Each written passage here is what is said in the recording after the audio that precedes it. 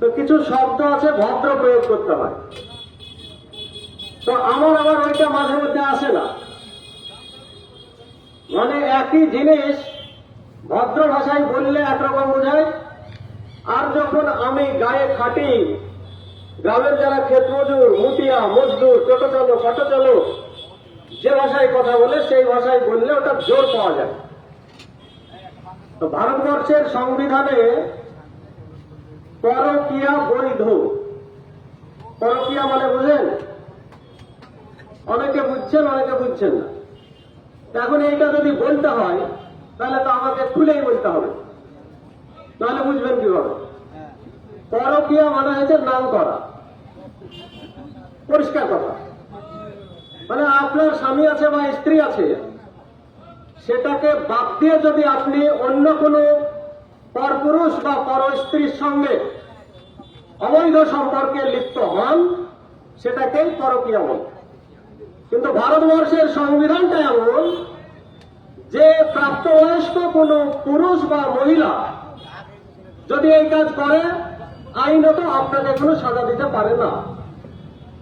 কিন্তু এই নবীপুর বাজারে দাঁড়িয়ে এইটাকে কে কে সমর্থন করেন? একজন যদি থাকেন তো সাহস করে আসেন তো যে এইখানে যে আমি পরকীয়াকে সমর্থন করি। আমার বউ যদি অন্য কোনো পরপুরুষের সঙ্গে সম্পর্ক করে, আমি তাতে খুশি, আমি তাতে অখুশি হব না। আছেন এরকম কেউ? কেউ নাই, আশা করি কেউ থাকবে।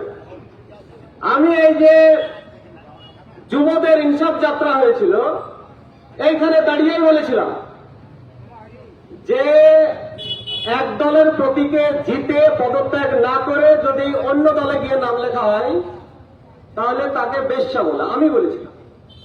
এখন বললো যে জামাল হোসেন বেশ্যা বলল, এটা কি ঠিক বললো? একটা ভদ্র শিক্ষিত ছেলে, এটা অন্য কেউ বলতো পার্টির, তাহলে ঠিক ছিল। তো আচ্ছা, আমি বললে ক্ষতিটা কি? আমি বললে কোনো ক্ষতি আছে? তো রানীনগর 2 নম্বর গ্রাম পঞ্চায়েতের সিপিআইএম এর 2 জন মেম্বার, কংগ্রেসের 3 জন মেম্বার, আর এই রানীনগর 2 অঞ্চলের কংগ্রেসের প্রতীকে জেতা একজন পঞ্চায়েত সমিতির মেম্বার তৃণমূল কংগ্রেসের মঞ্চে গিয়েছে, ঝান্ডা ধরেছে। মঞ্চে গিয়েছে মানে সবাই, ওরা তৃণমূল, তারা গিয়েছে। কিন্তু ওদেরকে যদি জিজ্ঞেস করেন যে তোমাদের ভাতার কে, তাহলে কি বলবে? তাই বলে আসবেন না। এই ভাতারের পরিচয়টা দিবে কে?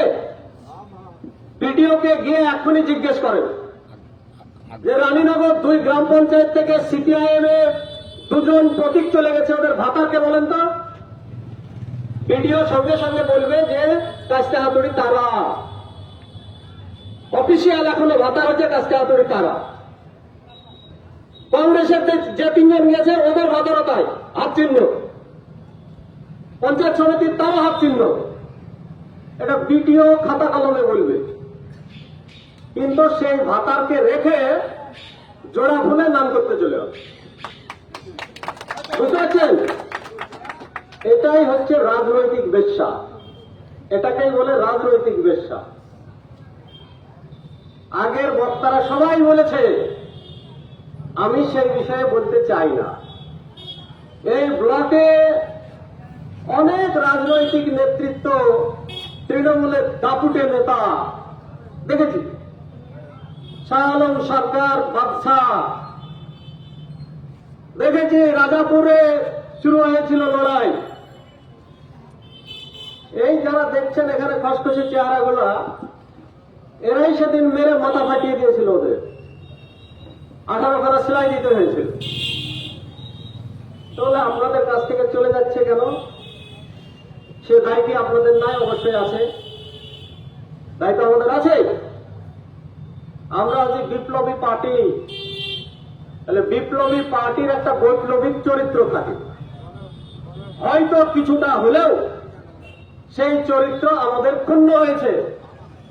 তাহলে সেই চরিত্র ক্ষুণ্ণ হয়েছে মানে এই নয় যে পার্টিতে যার যা মন যাবে, যা খুশি মন যাবে তাই করবে। ওটা হবে না।